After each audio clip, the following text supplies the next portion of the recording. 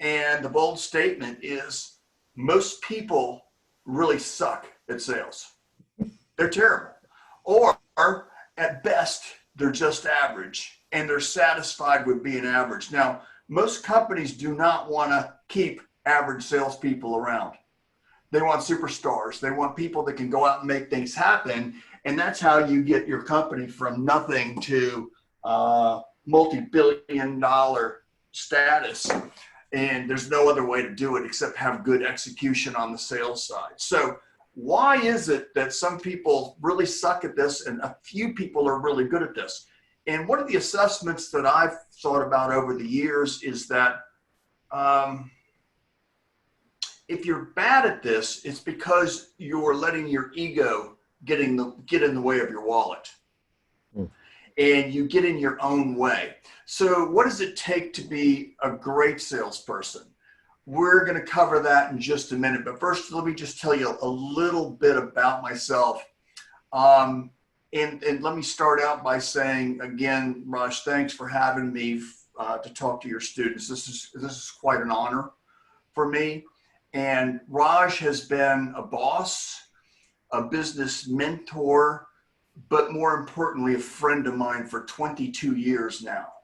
So we've got a lot of history together. So a little bit of background on me, very briefly. Been in the high-tech business since the early 80s. So do the math, you can figure out how old I am. I interviewed with Raj at Selectica when there was 26 folks. And this was back in the end of September, beginning of October in 1998. So it's been quite a while. And I was excited about the opportunity that he laid out and some other people that were there that laid out for me. And I told Raj right there, if you will hire me, I will not let you down. So principle one, go into an opportunity with the right attitude and with the right upfront expectation for the person that you're talking with. So fast forward, let me give you a couple of other tidbits. So let's examine, since I don't have much time, I'm gonna rush through this pretty quickly, and hopefully we'll have a couple of minutes at the end for some questions. So we asked the question, what does it take to be a good salesperson? And the answer is, if you're just a good salesperson, you suck. You're average.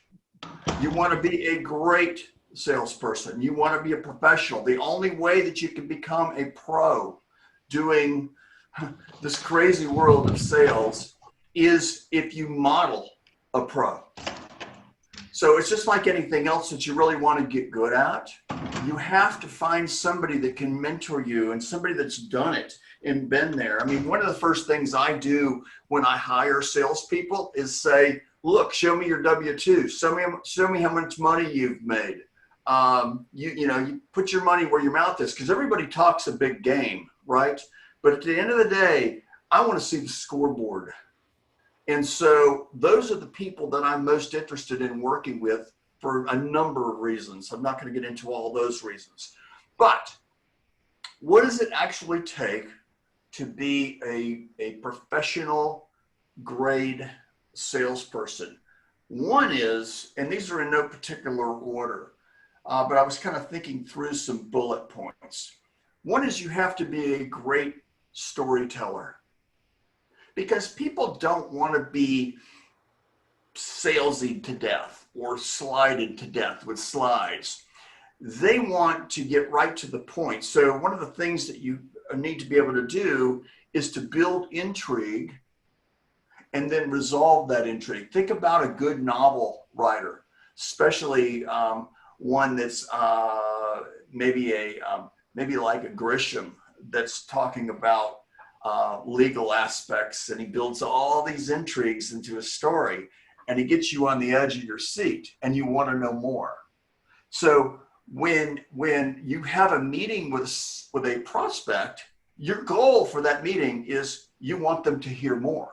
You want another meeting. You want a deeper dive. You want to build more value. You're building the intrigue. But you can't do that forever. That intrigue has to be resolved at some point. That resolve is where we take everything that we've told them up to that point, and we show them and share with them how the value is going to affect them personally. Here's one thing that we've discovered over the years in sales is it does not matter if you're selling gas turbines or rubber bands or software or whatever, it's still an emotional buy. Here's why. It's an emotional buy because that person that's buying from you and that team of people all have this thing called what's in it for me. What they're buying could affect their career. It could affect how they're seen by their peers. It could affect how they're seen by their boss. So if you make this about them and not you, then you'll have a much better success rate, and you'll keep their attention. You won't sound like every other salesperson that's walking through the door.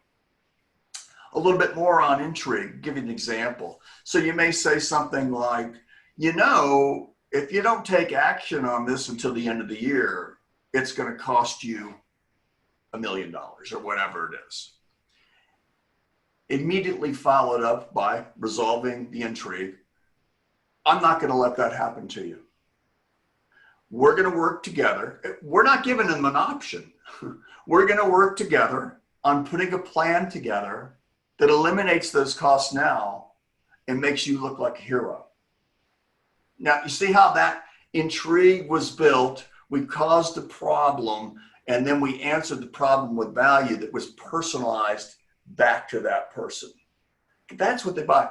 So one of the things that has been hard to get across to salespeople over the years, and the ones that get it really know how to go out and sell it, and that is people don't actually buy your product.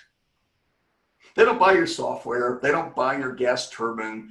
They don't buy your whatever. What they buy is the end result. If a rubber band would cure everything, they'd buy a box of rubber bands. So it's the end result that they are actually buying, and that's where the value comes from that.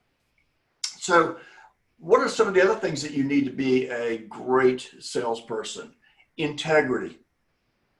Some salespeople are too salesy, and they come across disingenuine, and they want their words to flow, and they want to be this great presenter, and I could care less about that stuff. All I care about is getting the message across in a way that the person understands it and wants to pay you for it. At the end of the day, that's all that's important. And we're not going to ask them to pay for it or make a decision until we've given them, in my opinion, 10x the value that they're paying for. Once I've determined that they're getting that, and the responsibility to ask them for the order and to pay for something. And in return, they're going to get a lot of things. Now, along with that, you must be very direct. You can't be vague when you're building value. And everything, that's why you have to do your homework. So I see so many salespeople that wing it and don't prepare properly when they go into a sales talk or a sales meeting. And if I take that even a step further, it's an attitude. It's something that I walk in with, and that is a feeling, because this is all about feelings. I don't care what you're selling. You must care more about your customer than the commission check. If you will do that, the commission check will take care of itself. And I've gotten some very, very big ones signed by this man. So it's been a lot of fun, but you gotta do it right. So I always walk in with an attitude of, we are going to build a long-term relationship together. So to Raj's point on IBM, we started that sales campaign back in the end of '99. And to this day, all the executives, all of my champions inside of IBM, we still talk every quarter, at least. We are still friends. We follow each other on Facebook. We kid each other. So these are the long-term relationships that I'm talking about. And if you come in with that attitude, and not this just disingenuine salesy type attitude, it will make a huge, huge difference. So build long-term relationships. So, and remember, they always are wondering, and they're not going to say this, but what's in it for me, or what's in it for them? And so you must build value for them personally. This builds trust automatically. You don't have to build something separately called trust, because it's there inherently. So let me give you another example. I'm going to brag on Raj a little bit about integrity. So back when Selectica was 30 folks, and I think we had grown to, I don't know, 40, 50 at this time, I had a very serious motorcycle accident. And I was in the hospital paralyzed and was in literally for months. Now, Selectica at the time did not have any long-term or short-term disability insurance. And I had just moved into a new house. All my kids were toddlers, and I was in bad shape. So Raj and the board decided that they would continue to pay me, and they would continue to take care of me throughout my hospital stay and my rehabilitation. My rehabilitation took almost 6 months. But that integrity, and because he was willing to do that, and the company was willing to do that, everybody was cheering for me. The loyalty that built, and this happens with your customers too, the loyalty to that built, I think paid off pretty well, Raj. What do you think? So, absolutely. And it's those things that build lifetime friendships, and people never forget that. If you take that same attitude with your customer, it's really a good thing. So another thing that you must have to be a true pro salesperson is you got to be courageous. There are no timid sales superstars, none. So you got to be able to ask the tough questions. You got to be able to look somebody in the eye and say, hey, here's what I think. I think that you're wrong. Now, you got to be very careful how you do that. You're leading somebody to a conclusion. And a lot of times in the sales situation, they don't know what they don't know. You're the expert.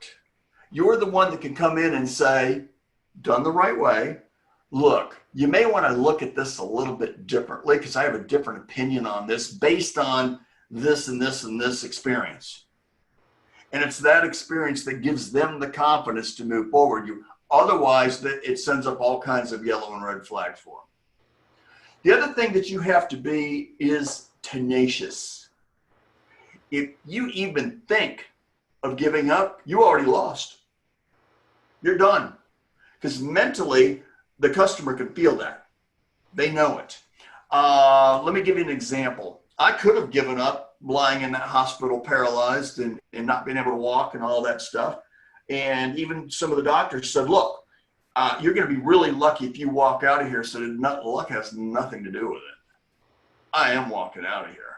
And that's just that. The decision was already made. It just had to catch up with me 6 months later. Okay. Same thing in sales. Let's talk about IBM. So IBM got started. Here's how we did it. Got to be really creative. It's another key word in this business, the sales business. We had just closed Dell Computer.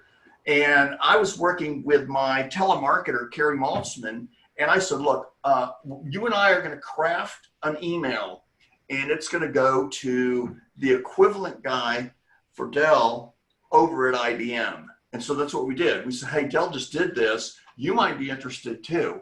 Obviously, we were using a little competitive bantering back and forth between IBM and Dell at the time. And I got a call back the very next day. So you got to be creative. You got to be tenacious. You got to figure out ways to get in. So we went through this sales cycle for a year with IBM. And we got to a point where we had $1 million deal. Roz, I don't know if you remember this, but we actually had that deal signed on December 31st. It was the last day of the year, last day of the quarter, all of that sort of thing. And 3 hours later, this is the hard lesson that I learned, and it took me years to learn this, but I learned it on that day. 3 hours later, they called back. The legal department called me, and they reneged on the deal, and it was already signed. So until money is exchanged, I don't care how good you think the deal is going. It can go away just like that. We never knew why. So 6 months later, I found out why. The guy that ran the sales ops organization had 5,000 people in his organization at IBM. His name was Herb Hunt. And we couldn't figure out, even our internal champions were like, we have no idea what happened. It sucks, but it happened. So 6 months later, we found out that Herb Hunt went over to become the CIO of Siebel. So he was in Tom Siebel's pocket the entire time. He nixed the deal. As a result of that, he became CIO of Siebel Systems. Brought in a new guy, Vince Ostrowski. We started the whole process over again. It took another 24 months.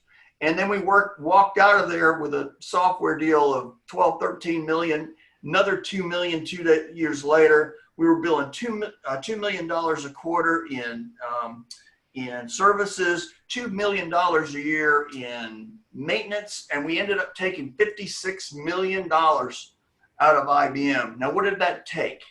It took a lot of patience because here it is. We had this deal done.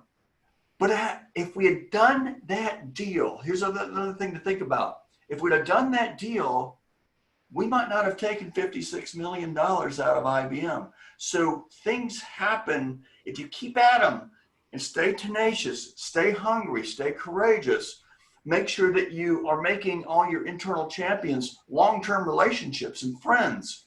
Then nice things can happen for you. Now, does it happen every time? No, it doesn't have to happen every time, but it happens sometimes. And that's enough. So one thing I wanted to share with you also is why people buy. And one of the reasons people buy is something that I call transference of feelings. If I can get you to feel the way that I feel, then you will respond and act the way that I do. So if I really, really, really believe that my product or my service or what we can offer you that 10x value, and I can give you that feeling because I feel it, that's called a transference of feelings. That's what causes people to take action instead of sit around doing nothing. So just remember, you are selling to people, and remember that they're not buying your product, they're buying the end result.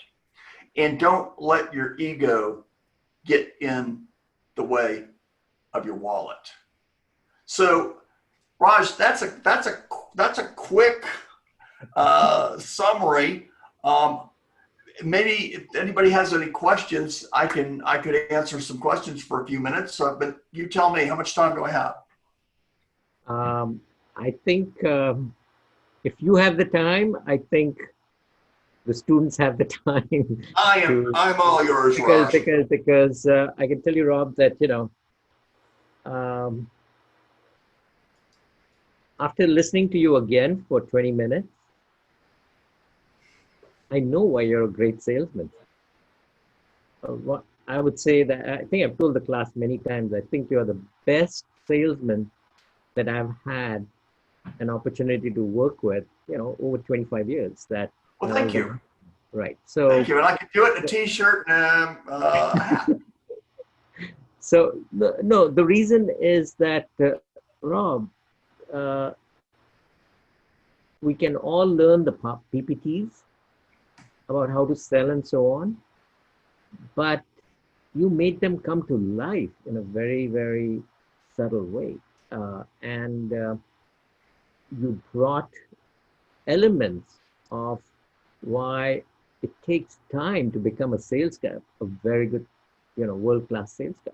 It takes time to develop the personality of selling. It's got to be a natural, right? You have to, it has to come off naturally. And the fact that about how do you get the customer hooked using intrigue and with the solution, the importance of tenacity, the importance of integrity, the importance of you in your heart feeling the 10x value that the customer is going to get, so that this transference of feeling happens. I think, that is, it's not acting. You can't act it. You got to be genuine about it, right? They'll see right through that. Yeah, they'll see right through it. It's the genuineness of all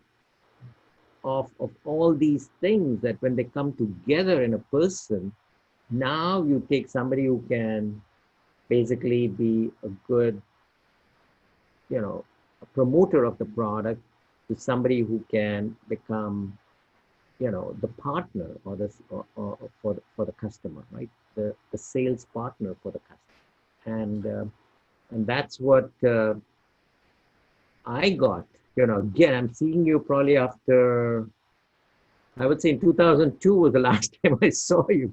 So you haven't aged one bit. Maybe because you're wearing a hat. Is your hair all white now? So. No. You don't want to see what's under this hat. That's for sure. Okay. Anyway, so I'm seeing you after 18 years, and I think you're just, but are you still selling? Yeah, I actually work for Google. Oh my God! And how long have you been working there? Just a short period of time. They brought me in to work with all they got these sales team for the cloud called CADs. They're basically global account managers that own the big ones. And so they're trying to get their cloud products sold into those giant customers. And my job is to assist them with the business intelligence. I'm a business intelligence kind of analyst and advisor. So I assist all those big global reps on how to do what we're talking about, because they've not been an enterprise sales organization primarily, but they've sold ads in the ad space and that sort of thing. Now that they've got into the cloud, it's a whole new animal for them. So they brought me in. I'm probably one of the oldest guys that they've hired at Google, and I'm working with all these 22-year-olds, and it's awesome. It's great. No, I think they would thoroughly benefit from, what you bring to them. I mean, there is very few people who have had the kind of sales experience and success that you've had, and the fact that Google recognized that, I'm really impressed that Google actually got an opportunity. I got the Google thing. I got my own consultancy. I've got 4 clients. One of them's a CPQ client. I sit on 2 boards. So I'm doing a lot of interesting things that interest me now, because it's not, it doesn't have to be all about money now. So I do things that are fun, and like this is one of them. And I do things that I'm passionate about, and it's that passion that really makes all the difference. Awesome. Okay. I think if you look at the chat, you'll see that